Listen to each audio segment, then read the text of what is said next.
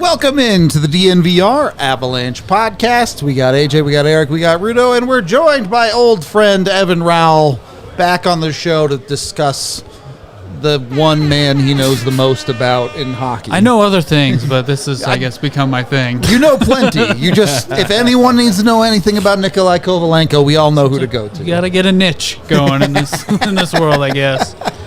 How has it been for you over the last 72 hours?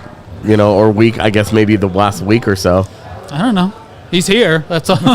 No one's seen him really, but he's here. So it's been. Once he's here, I guess we'll be like, okay, it's more real now. Yeah. But yeah, it's been good. It's been a whole culmination, I guess. Instagram post at the airport, and then it was like, I'm going to bed. he got loaned to the AHL, and it was like, oh, well, we're still in this mode, huh? Yeah. All right. We'll see. More immediate news about him is a little bit all over the place, right? He obviously got here. They say he's still injured. They also, Bednar today said, hey, he's going to play for the Avs this season when he's good to go. So what are your real expectations for what Kovalenko gets this season? This year it's tough. This injury has really thrown a wrench in kind of everything because you hear the way Bednar talked to him about him today, he's excited. He's I've said all along, I think he's a guy that once Bednar gets his eyes on him up close, he's going to really like how he plays, his intensity. But if he's hurt and he's not able to get in until maybe the last 7 games of the year, it really limits kind of how much he can do this year. So, he's going to have a really short period of time where he can make an impression, and then from there it's, injuries. I guess if injuries occur, then he's a guy, but I don't know. It's just tough to say until he actually is healthy. Fair enough.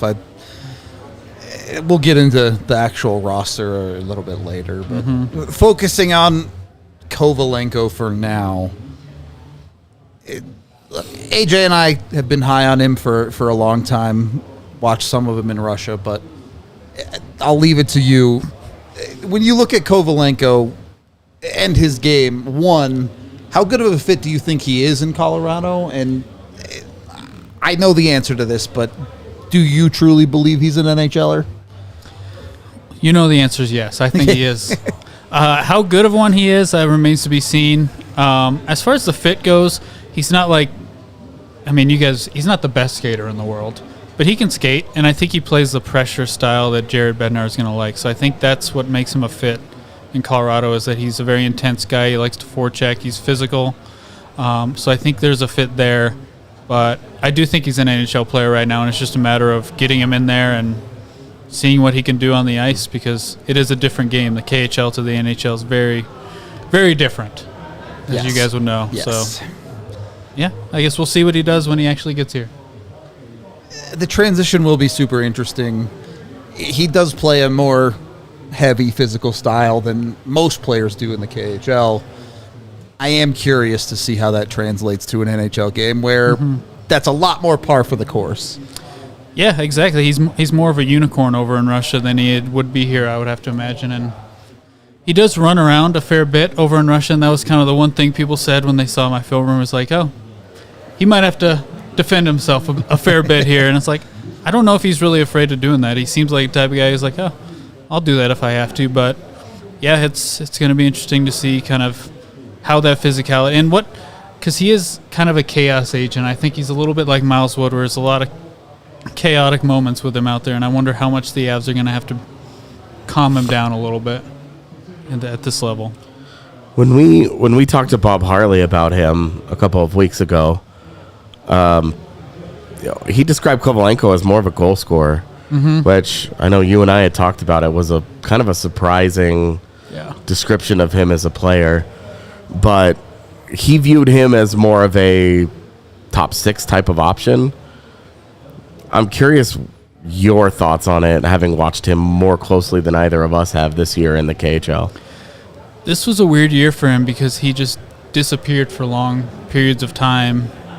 And, I mean, we talk about the Avs, like, day to day, week to week. Like, I tried to get information on what was going on with him over there, and it was very much like nobody knows. So, because one day he was playing, and then the next day he was gone for 6 weeks. So it's very difficult to know what his injury was, but there was some thought that it was a wrist injury that first part of the year. So I think his goal scoring was impacted a little bit by his rate went down this year as far as goal scoring goes. But as far as what type of player he is, I've always looked at him as a playmaker. I think he looks to pass a lot more than he looks to shoot, which the Avs have a lot of that right now. But, yeah, I've always looked at him as more of a playmaker. He's kind of like a more skilled Logan O'Connor is kind of how I view him as a player. Do we know how good his English actually is? I know he can sort of understand it, but I don't know how much he can speak it. I never reached out to his agent, tried to get some interviews. Nothing happens. But, I mean, I think it's okay. We'll find out whenever he talks, but I would have to think it's okay. Brandon Kozin played with him. We talked to him in training camp, and he said he's a very confident guy. But they had a lot of Americans on that team this year over in Torpedo, so I do think there's some English there. And I know he was taking lessons at the start of the year. They talked about that, so I think he does speak English. We just don't know how good. Eric, back in your playing days, were there ever any communication issues with some of the players you played with? Is that a real thing that happens, or is it kind of hockey universal language type stuff? It is real.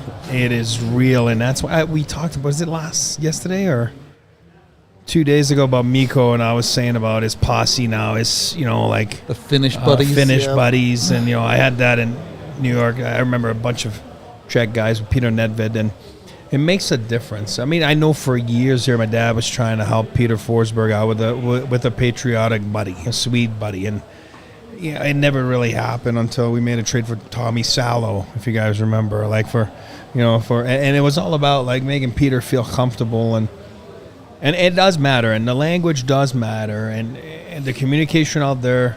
When your English is better, you communicate better with your teammates. You make less mistakes. You're more confident in the locker room. You're more confident away from the ice. So the English, it is a big deal. Like I'll tell you a quick story. I played with a guy named Denis Sigarov in LA. Got traded in that Grand Fjord deal, if I remember, from Buffalo to LA, and it might sound stupid, but one night, like he blocked a shot, went to the hotel because he was living at LAX Marriott there, because just got traded, and we got the story from the hotel manager like a couple days later, but because he couldn't tell us the story because he didn't speak English. But it sounds stupid, but what I'm going to say, it's funny, but it's not funny in the sense that if the language is not there, there's a barrier. So Cigar blocked a shot. His ankle was swollen, so he's at the hotel. It's now midnight. He's after the game, and next thing you know, there's cops, there's freaking ambulances, there's fire, So he called 911. You need an ice bag. Oh, because he'd been told 911. I'm just saying, and it sounds funny because it is funny as shit. But there's, you know what I mean? So you think it's like simple. It's a different culture. It's a different like animal. It's a different thing. Now, him, I think, is a little different. I mean, I played against his dad for years. Obviously, his dad being part of the Patrick Waugh trade, and obviously an original Avalanche.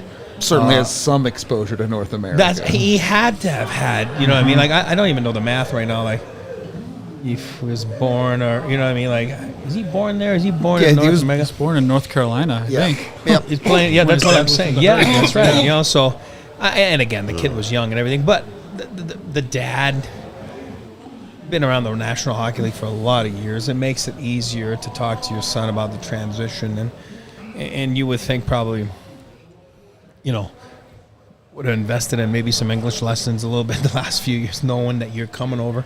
Because I remember, if I remember Kobe's English, his dad, I didn't play with him, so I missed him, but I don't think it was the best. You know what I mean? Like, so, I mean, he was a little tank. He was a good player. I think you're describing him kind of like what his dad was, and he was a good player, and those guys are built like brick shit houses. Like, they're just, They are built. You know what I mean? And it looks like the son is built the same way. So yeah, I think the English is a big deal.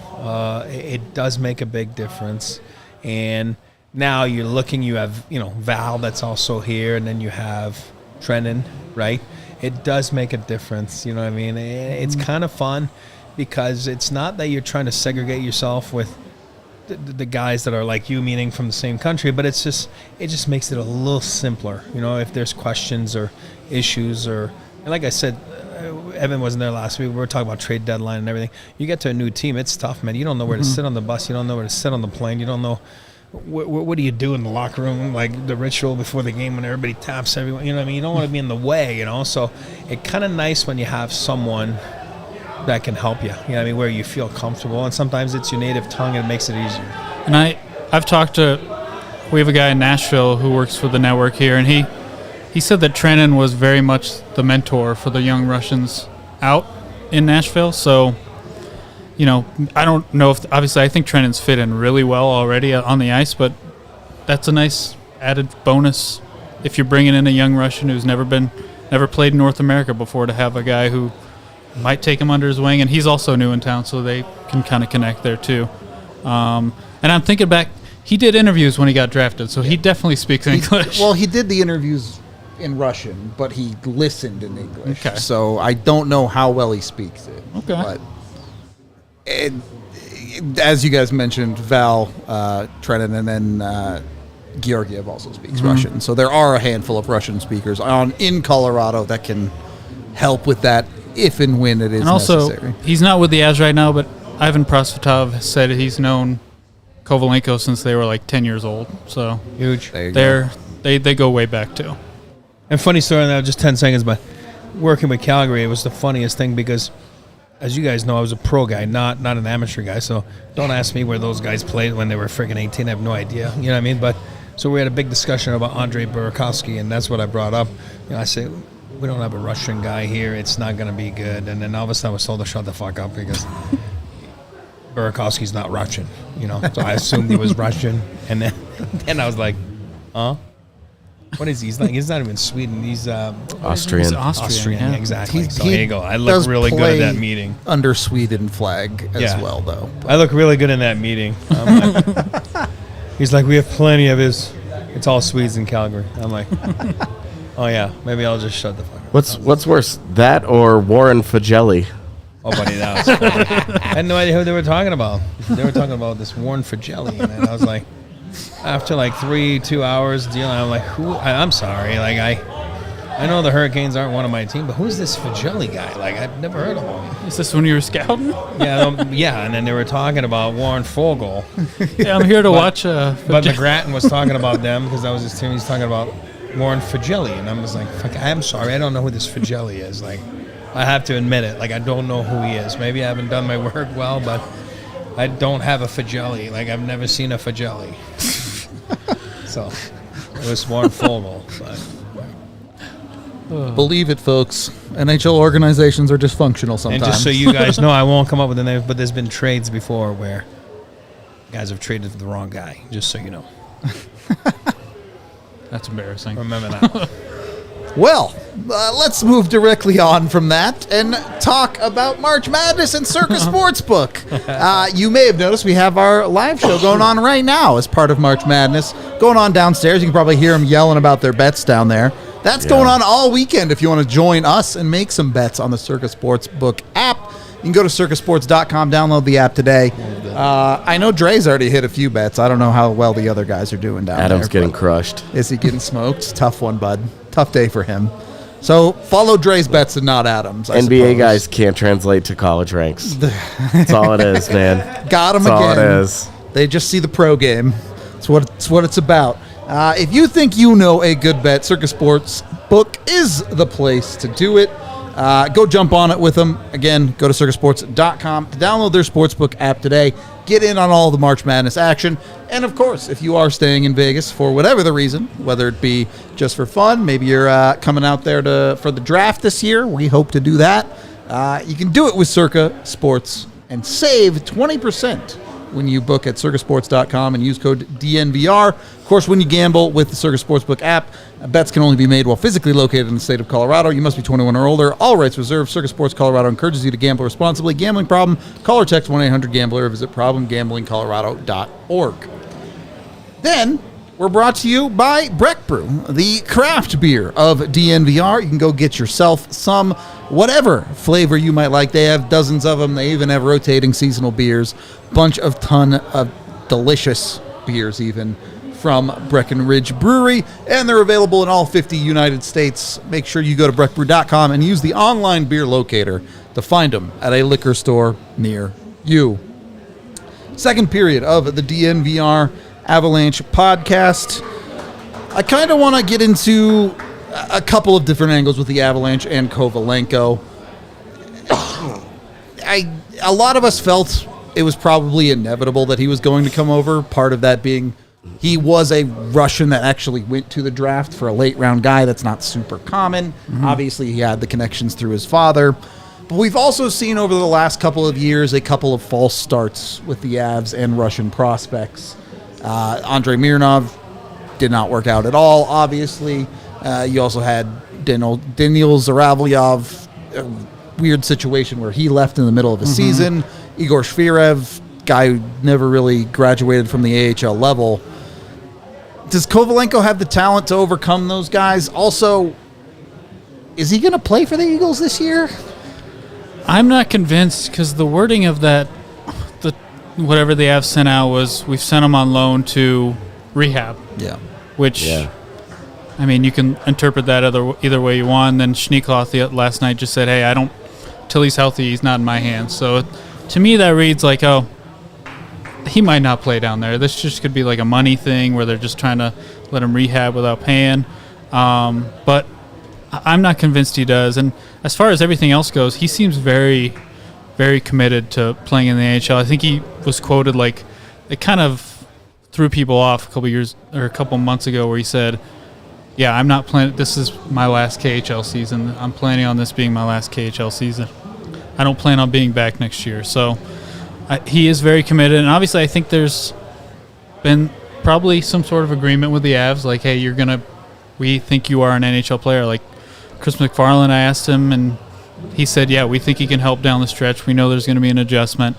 And then I think on the altitude broadcast, he just brought him up out of nowhere. Like, the organization seems to believe that he can be an NHL player, and they're going to have a need for that next year because cap's going to be tight. They're going to need a guy on an ELC to come in next year to play.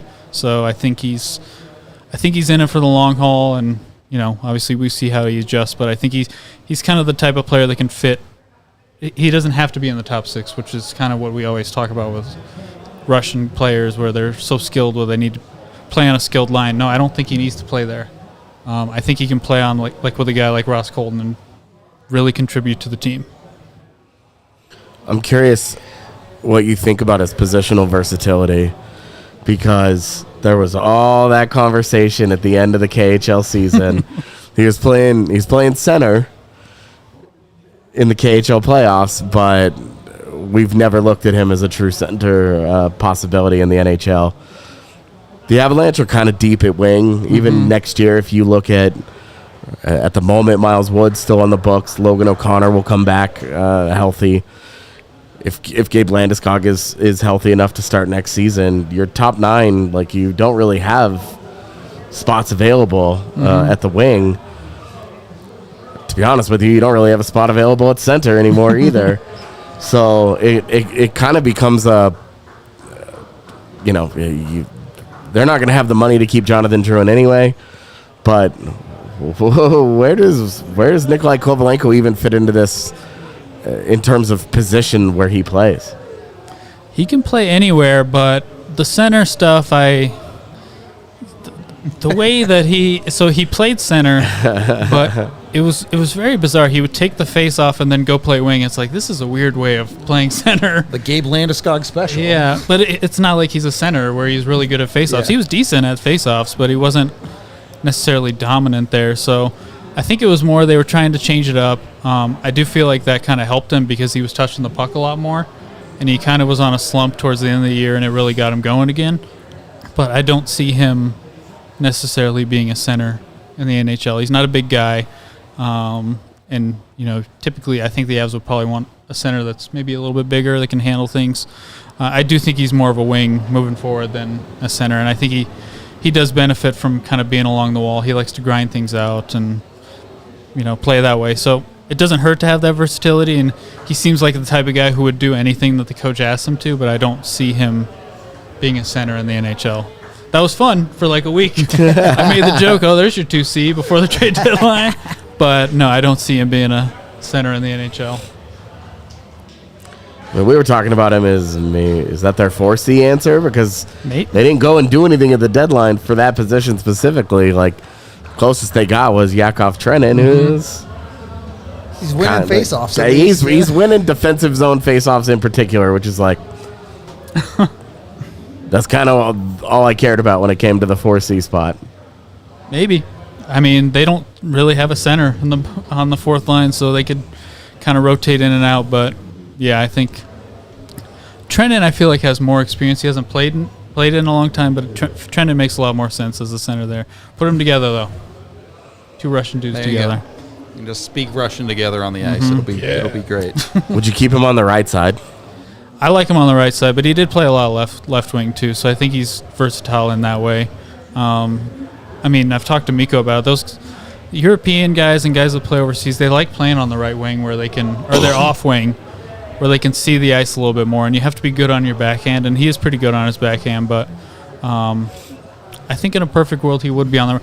If I'm looking at the Avs lineup right now, that Colton line is the line I'm looking at where I think he could add something that maybe they don't have right now. And that's an influx of some skill. I wanted to get into that future a little bit with Kovalenko. You kind of mentioned, in the immediate, he's probably a bottom six guy for Colorado. He's not a teenager anymore. He's not really a young prospect. He's, 23, 24? Yeah. He's 24, yeah. So not like 26, 27 at his peak or anything yet either, but realistically, can you project Kovalenko out as even a second line guy, or are you really looking at a middle six at best here? I think his top end would be kind of like a Lehkonen type guy, where he's not going to drive a line, but I could see him being the type of guy that you could put with like a McKinnon for a little bit, and he has enough skill where he could keep up, and he's going to do a lot of the dirty work, and do that job where they go to the net and let Mikko and Nate kind of handle a lot of the puck work. But I wouldn't necessarily anticipate him being a top six guy. I think he's kind of like a second, third line guy where he fits best in that role. And, his year last year got everyone excited. Oh, it's a Kirill Kaprizov. Do the Avs have another guy? It's like, no, I don't. He's not that guy. Crazy, yeah. He's not that guy. Let's keep expectations realistic. Because people look at his numbers and they're like, what's so exciting about him? And to me, the most exciting part about him is that he's very much an NHL guy playing in the KHL. He plays like an NHL player. And you hear Jared talked about him today. The first thing he's really good. He's gritty. He's physical. He can do a little bit of everything. And that to me is the type of guy that he's going to want to play at some point and get his eyes on. Eric, you worked as a scout for a good while in the NHL, maybe a little bit more on the pro side in North America than KHL stuff, but you've looked at AHL guys. How do you project skills from one league to another into the NHL? Yeah, and I always say there's guys that can score 50 goals in the American League that can't score 3 in the NHL, and then there's guys, LOC, can score 12, 15 in the American League and will score 12, 15 in the NHL. It's just where you fit in the lineup. It's always on projections. Kovalenko right now is still on projections because you drafted him on projection. Now you're projecting that he's not, like AJ just said, and like Evan just said, he's a 24-year-old dude. He's not 18. He's not 19. He's not Cale Makar coming in from college at 20 years old or whatever Cale was at the time. This is a 24-year-old man playing in the men's league in Russia, right? The Russian league. KHL is a good league. He's not playing college hockey, and not that college hockey is not good. I'm saying he's playing against men, So you're projecting that he's going to come here, and that's what Bednar's saying, Evan's saying, what everybody's saying is and I'll say what I say all the time: make them make decisions. You know what I mean? Make Bednar make decisions and say, "Oh, I like this guy." You know what I mean? And then we all know how Bednar is, and not just Bednar, any coach. You know what I mean? Like, there's a trust factor. You're like, oh, you trust him. Then you're like, oh, I like him. Oh, he's a great fit there. And let them make decisions, because take it out of your hands and put it in their hands by being ready. We all know he's injured right now. Okay, great, awesome. You know, it doesn't look like it's a major injury, so he's going to be back on skates here very shortly, very soon, assuming. But once you're ready, come on in. It's not training camp. This is like 10 games, whatever it is, away from the big dance, and he won't have a lot of leeway to. So he better be ready, and this is probably where it comes in when you have bloodlines, and it's kind of nice. You know, he can talk with his dad, and knowing what his dad went through back then, and knowing what this type of, and he's been around this environment, so to speak, by just watching the NHL, I'm assuming, over the years, and make an impact right away. And it sounds like he's going to be given a chance to and to make an impact. Chris has talked about him. Jared's talked about him. We all talk about him, Evan especially, but no, not in a nice way. Not in a, I know. That's my thing. I'm leaning into it now. Not in a sarcastic way, in a good way. I'm saying, but, you know, and you've done research. Everybody's saying the same thing. Like, come on over here. Let's see what you got and go from there. And, you can't control injuries. Like, who knew LOC was going to be down? So all of a sudden there's a hole somewhere, right? And I know they got Duhaime trending, but still, I think he's always been part of the plan, right? I think he's always been part of the plan that he's going to be here and help them out here down the stretch. And I think as a coach, they wouldn't have signed him otherwise. Exactly. Yeah. They wouldn't have signed him at the start of the season otherwise, knowing that by doing so, then he can come and play.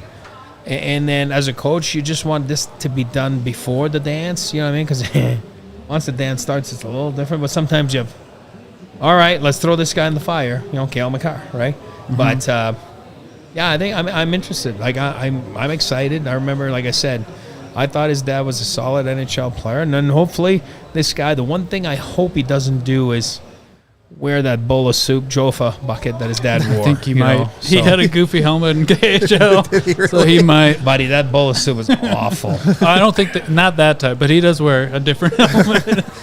God, might be bad. Easy to spot out there. Yeah, he is going to be easy to spot. The other thing, talking about, you know, he's got the bloodlines. He is coming from playing from Igor Larionov, who knows there you go. An NHL the guy, NHL. Yeah. Him, it was kind of like a perfect scenario for the Avs, because Joe Sakic has a relationship with Igor Larionov, and Larionov was like, listen, I know I'm going to lose this guy. I will do my best to get him ready for you. Whereas, like, we're looking at Mikhail Gulyayev right now, and it's like, he can't get power play time. Like, he's kind of in this weird spot where the Avs can't say anything about his development, because he's on a team over there that they don't have control all over. The time with 18-year-old Russian kids that just... It's a huge risk factor in drafting Russians. Yep. It's not... Russians and their culture is weird, and the players are unpredictable, and they're one-way players and all. It's that how can they develop? Their team's playing them 6 minutes a night or whatever. That's a little more for a defenseman. And with Kovalenko, he's gotten so much meaningful ice time. Yep.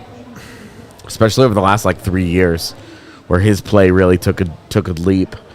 That. He has developed into a guy, in the KHL, a high-impact player, and we'll see what he becomes in the NHL. I'm not closing the door on anything just because we just don't know. You never know.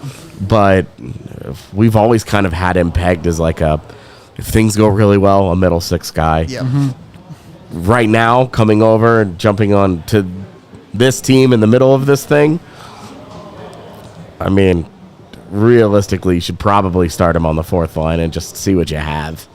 Make him earn it from there, but not 6 minutes. Give him 10. Yeah, he's got to play real. I think we're seeing that already, where Jared, I think Chris said that, he's like, Jared doesn't want a third and a fourth line. He wants a bottom six. Yeah. And we've already seen it, the last two games, those lines have played about the same. There's not really a big difference there. Ross Colton could play a little better. They might get a few more minutes, but... Well, yeah.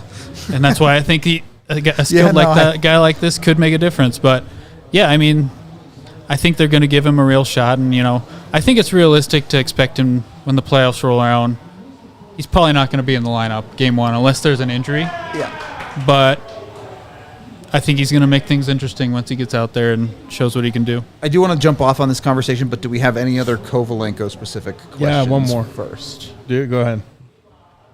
Floor's yours. No, feel free. No, I was going to ask him, like, he's a good buddy of mine, but I don't know what you've heard through your contacts in Russia and Alexei Gusarov, like being over there, ex-Av. And I tell you one thing, he was a beloved teammate, Avalanche 1.0.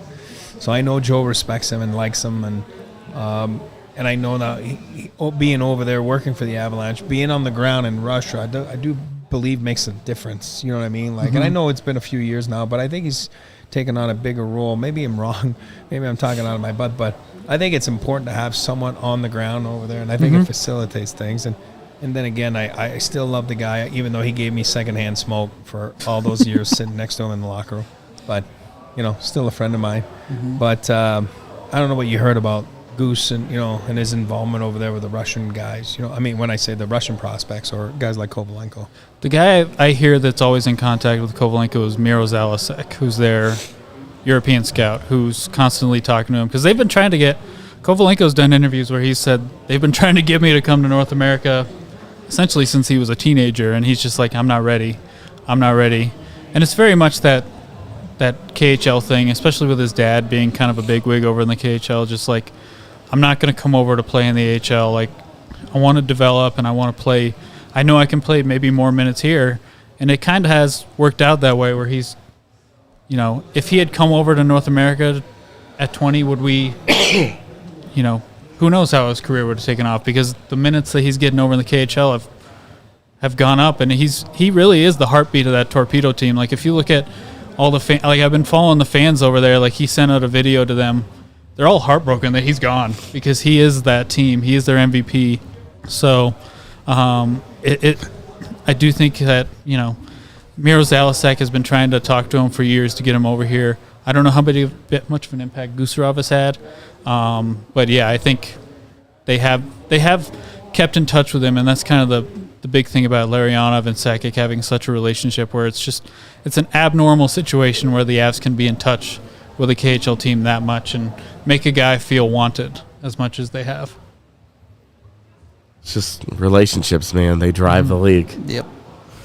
It's always, every time that a guy gets drafted, it's always like, all right, who's dad, brother, uncle, what's the connection to it? Because you don't ever see a team just draft a guy randomly.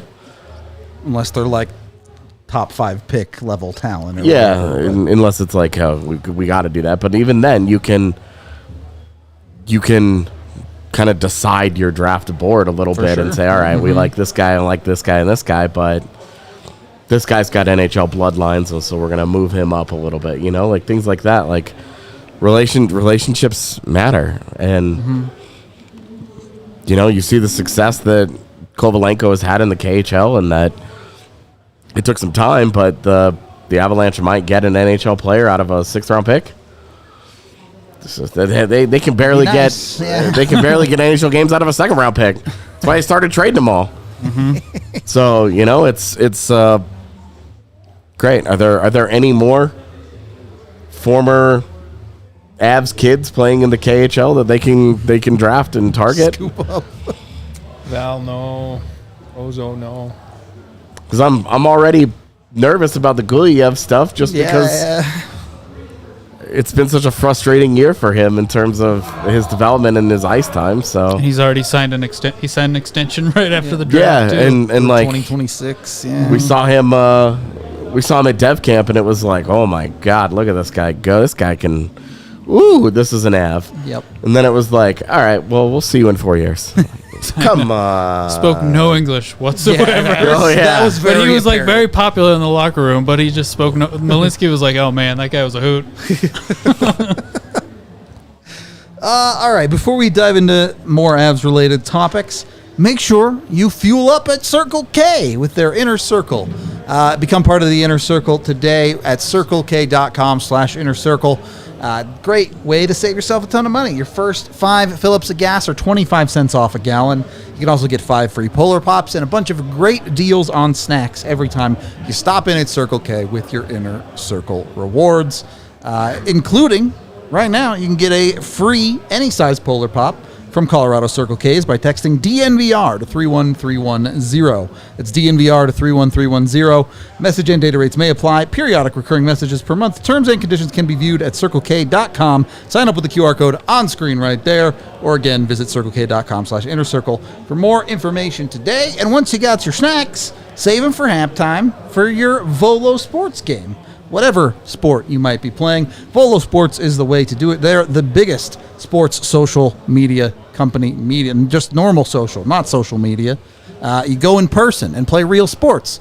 DNVR, setting up a bowling league. Got some 6v6 action going there. Tons of other ones too, though. Soccer, flag football, basketball, pickup, you name them. They host all sorts of events and tournaments, which you can get into all the time when you get your Volo Pass for just $20 a month. And in fact, when you sign up for that Volo Pass using code DNVR3, it's just $10 a month for the first 3 months. So join Volo today, go have some fun sports action, and get to know some people around the city. Third period of the DNVR Avalanche podcast. Evan, you kind of mentioned it there. Kovalenko, very reasonable chance that when the chips are down, he might not be in the Avs starting lineup. If you are putting him in the lineup, somebody has to come out. Oh, boy. Miles Wood, Andrew Cogliano, Brandon Duhaime. Who's the guy on the outside if Kovalenko is playing? Oh, boy. I would have said Duhaime a week ago because he felt like the guy that they brought in for depth, but I think he's been so good. He's been really good, especially on the penalty kill. He's been really good on the penalty kill. Yep. Now, obviously, there's a chance that could dip. I think he is a fourth-line guy. Like, that's kind of what he's brought in to be. So I think he's somebody you can move in and out, but that would be somebody I could see. Miles Wood's play has dipped, I would say, pretty significantly, and when they bring in all these other penalty killers, you kind of lose him in the mix there, too. So I guess he would be another one. Whenever people say Cogliano, I'm like, there's no way. I can't imagine any way that they're scratching Andrew Cogliano for a playoff game. I don't disagree with you, but if you're looking solely at play and not at name. He's so beloved in that locker room and such a key part of like the culture here that they would have to drag him out of the lineup to put a young kid in. I just can't see that happening. So I would say, Wood. Part of me, like, since Parise's come back, he hasn't quite looked the same. I'm wondering if he's still kind of bugged by the knee injury or whatever he was dealing with. So I guess maybe there because he is a little older, you might want to give him a break here and there. But those would be the 3 guys I would think that maybe he could replace. Their minutes would all suggest that they're on that cut line. Yeah. Just that usage because all those guys are right there. Zach Parise hasn't played a ton. Since he got back from injury. I think I agree with you. He hasn't looked quite the same. It being a lower body injury, I think something's bugging him. And it would be nice if Kovalenko could get healthy and get into the lineup and give Zach Parise a breather. And either Zach Parise or Nikolai Kovalenko becomes your 13 in game 1. That's a pretty good. You feel like you're in a good situation there. Yeah.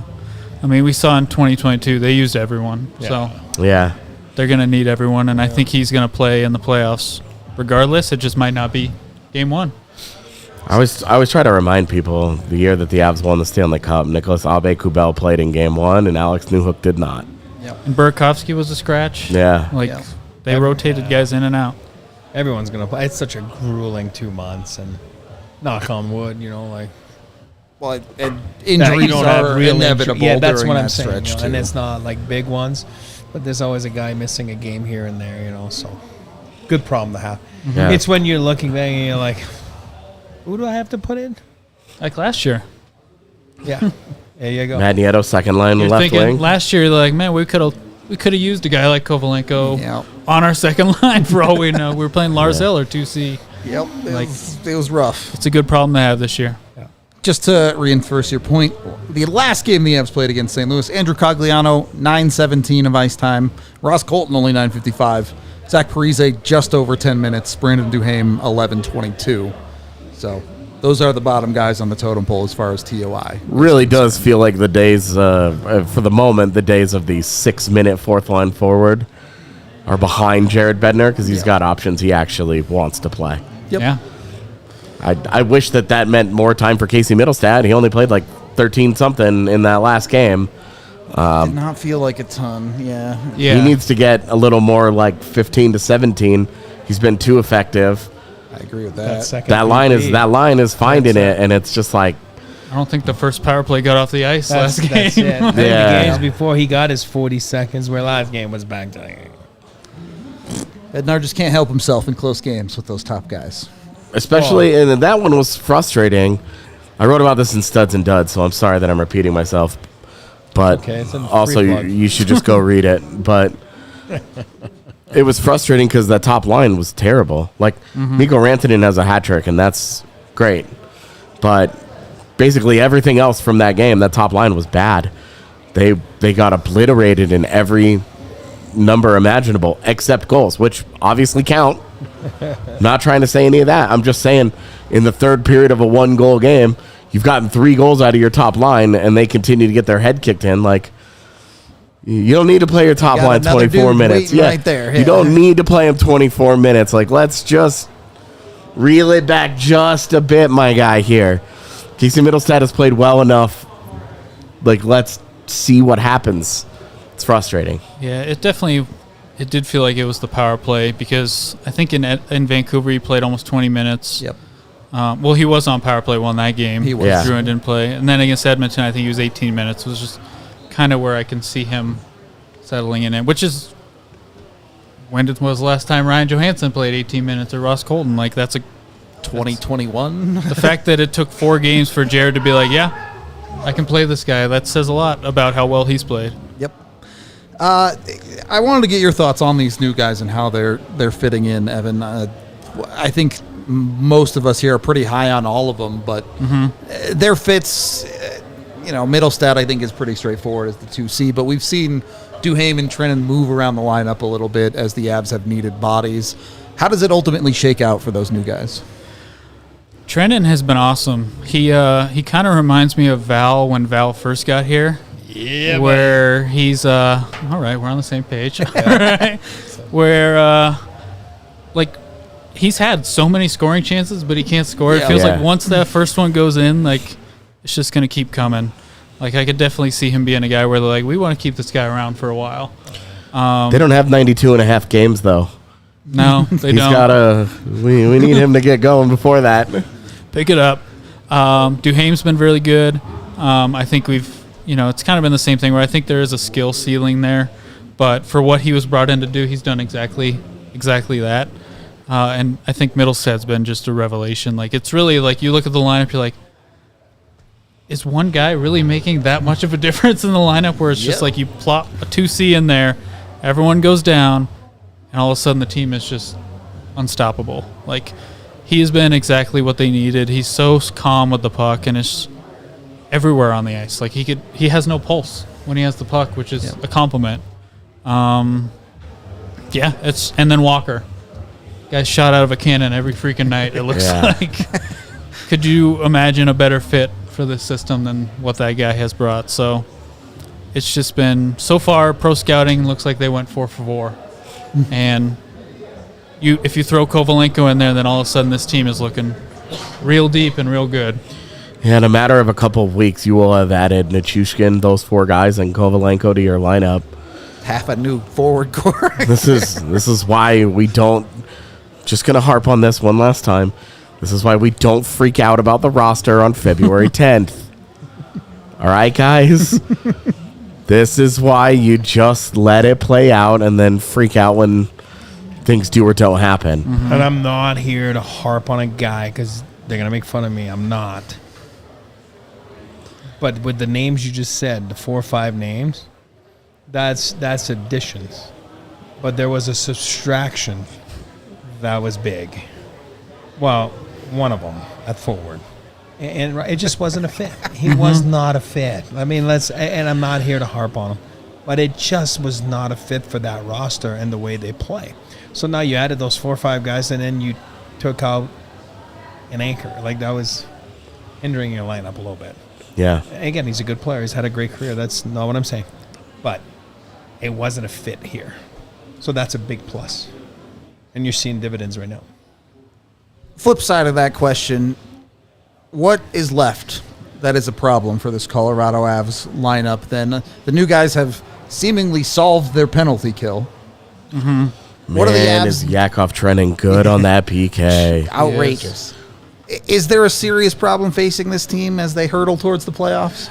I mean, everyone's going to talk about goaltending, but I think since the break, Georgiev's been better. It's been good. Like, sure, he's had his games here and there, but having a backup that will actually play games and give him some nights off seems to have made a huge difference. Yep. Beyond that, like, the only thing holding them back is I just think the West it's tough. Like, it's a tough conference. Like, the Avs could be loaded this year and just run into, like, Vegas in the first round, and it's just like, oh, what could happen here? Like, Vegas is a good team too. So I think that and injuries, like, this team is built to go. I think it's about finding the right fits. I don't know if I love Druin and Middlestad together. I think they're just so passy together where I think, you know, I actually want to see them. You know, we saw it during the Cup run where they separated Rantanen and McKinnon. Mm-hmm. This could be a time to I guess, test that out, see if that works, because Middlestad and Rantanen could be a good combo too. Evan, confirmed listener of the pod. I'm in the comment section sometimes. Yeah, we see you in there once or twice. I won't back away from my stance on the goaltending. Like, I'm not saying goaltending's bad. It's obviously been good lately, and I'm a big Justus Hänninen fan, and so am I a fan of Georgiev, as you guys know. My only thing is, that's why I said they needed to address it, is when things go south, I just would have liked to have an older fella. Nothing against Justus. He's got 13 career games, so he can't be there for Georgiev and be a mentor for him. Because, they have a goalie coach. No, I understand that. It's just like the patriotism, like I said earlier, a guy from your own country and everything.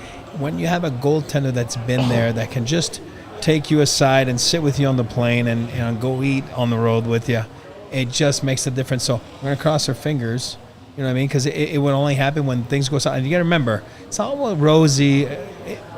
Rudo always says that. Oh, it's good till it's not good, right? Yeah. You know, it's true. It's such a stupid line, but it's so true. And then in playoffs, you lose a game, the soup gets hot. You lose 2, it's boiling. And I just wish that it just didn't happen. I'm not going back on it. We'll give them an A+ on the trade deadline. But just looking back at it, I just wish there would be a guy there just to give the big fella a hug. I mean, when I say the big fella, the little smaller fella, because Hänninen 6'6", but Georgiev a hug to make sure that the soup doesn't get too hot and he gets out of his comfort, you know, because it's a lot of pressure. And it's a lot of pressure for a goaltender that plays net for a team that is supposed to go win it all. It's a lot of pressure. It's a lot of pressure. The way that it's gone, though, man, the soup gets too hot. You just change the soup at this point. I agree with you. Put Justus in and let it ride, I don't baby. think they will. Let it ride. I agree, but I don't think they will. But is it almost more pressure because this, to me, feels like the 2022 team where it's like, you don't have to win us the game, just don't lose us the game. Like, is that more pressure for a goaltender? Because it is. It is, and the Avs have the puck the whole game. And a lot of games, you get cold for 10, 12 minutes, you get nothing. And that's what I always complain about, because then all of a sudden it's like 2-3 shots, and then 2 of them go in, and you're like, it's a lot of pressure. Even go back to 0-1. Win it for Ray. Like, but you had Patty Y in there, one of the guys that had won 3, a guy that knew how to handle the pressure, and it's a little bit easier. But when you're a goalie like Edmonton Oilers, you tell me Stuart Skinner doesn't have a lot of pressure this playoffs? Holy shnikes, I wouldn't want to be him. You know what I'm saying? Like, it's a lot. It's a tough position. But right now, it's going good. So soup is going good. All good. Got the soup on, I guess. Cooking it right. I did want to ask about around the league a little bit too. Putting you on the spot a little bit here, Evan, but prediction to the Avs win the Central? Yeah, I do. The way things are going, and I think especially this homestand, it's not like a super difficult homestand, so they've got a chance to really bank some points here. So, Yep. I mean, they just look like such a different team since the trade deadline. I don't want to say it's the additions, but the subtraction part really does. It makes a big Like difference. calling, like not to bag on the guy while he's gone, but he really was an anchor in that lineup. Like it was obvious from the start that it just wasn't a fit. Like if you can't skate on this team, you tough. stick out like a sore thumb. Yep. And I think people were saying in the chat, like, it's weird how Bednar's been so strict about McKinnon and Rantanen together all year. It's like, did Johansson deserve a Mikko Rantanen on his line? I don't think so. Like, you got to earn that, and they know it works, and it wasn't going to work there. So it's been such a huge difference. Like, I think they are going to win the Central. I know there's a lot of Ryan Johansson slander taking place. But Awesome guy to talk to. I'll say that. Great guy didn't make you a great hockey player. I also think that the change from Bowen Byram to Sean Walker has been notable because, we all feel Bowen Byram could have a great career in the NHL. He's not a great NHL player right now. Mm-hmm. And what Sean Walker has done, he's playing next to Jack Johnson. He was this close to a hat trick the other night. And he's playing next to Jack Johnson, and all of a sudden Jack Johnson looks serviceable, revitalized. The Jack Johnson all of a sudden is starting to look different, and you're kind of looking at the defense and you're going, they might be really good again. Okay, I'm not trying to say that this is all Bowen Byram's fault, but who Sean Walker is as a player right now today has been a better fit for the Avalanche defense than what Bowen Byram had been, and Walker has given them the ability to roll three pairings with effectiveness. Because you have a night like the other night where your top pairing played like shit in St. Louis, but your other pairings, Sam Girard and Josh Manson, those guys balled out. Yep. But you also got solid nights out of Jack Johnson and Sean Walker. And then, obviously the Edmonton game, Sean Walker was a monster. But that change, I think, obviously the difference in Johansson to Middlestad is astronomical. But I just don't want it to get lost that the change from Byram to Sean Walker has also been transformative for the way that defense is utilized. And it's top to bottom effectiveness. Part of that is, Bo was being put in a position that I don't think he was super comfortable with playing that right side. I talked to him a lot of times during the year, like, hey, at the start of the year, he's like, yeah, I'm not having. It's tough. It's an adjustment. And in recent weeks, he was like, you know what, I'm starting to like it a little bit more. I'm starting to understand how to play that side. But it's not natural for him. It's not natural for a lot of guys. So to have like a Sean Walker who is a right shot, which I know Bednar and Pratt, they do value that, having three righties and three lefties. To have a guy who can just play his natural position, who's such a nice fit, like it has made a huge difference. And I don't think Bo asked out or anything, but I do think a change is going to be a great thing for him, where he can go somewhere where in Buffalo, he can play a ton of minutes and play his seems like they're playing him on his natural side too. I've seen coaches in the NHL not play, like have a call up instead of a guy and scratch a guy because of left, right, left, right, left, right. That's how strong of a point it is for some coaches. You know what I mean? Like, so it does make a big difference.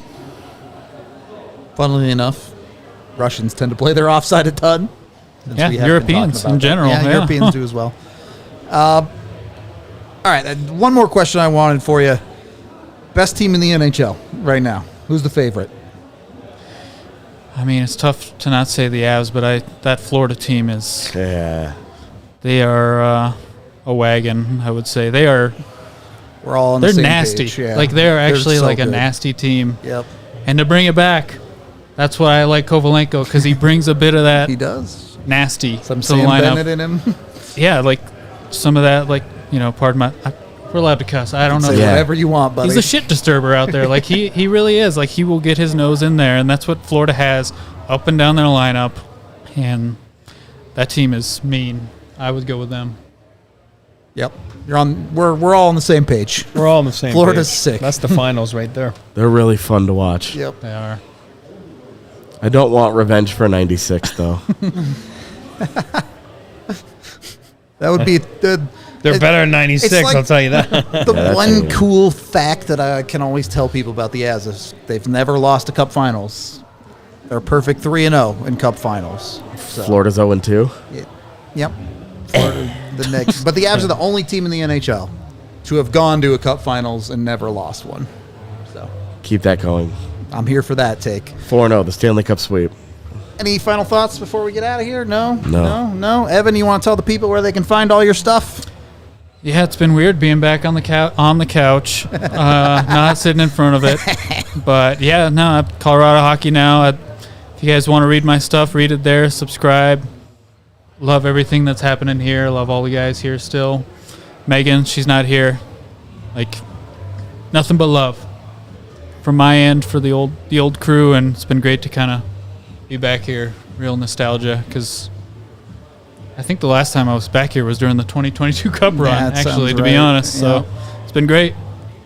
Hopefully, we can experience another run. That's what I'm here for. We are going to get out of here for it today. We're back with another game day finally. Feels like there's been way too many days off lately. But Been boring, man. Avs start this homestand here, so tune in for pregame, watch along, and postgame for that. We appreciate y'all, and we will talk to you tomorrow. We all silly like the mayor.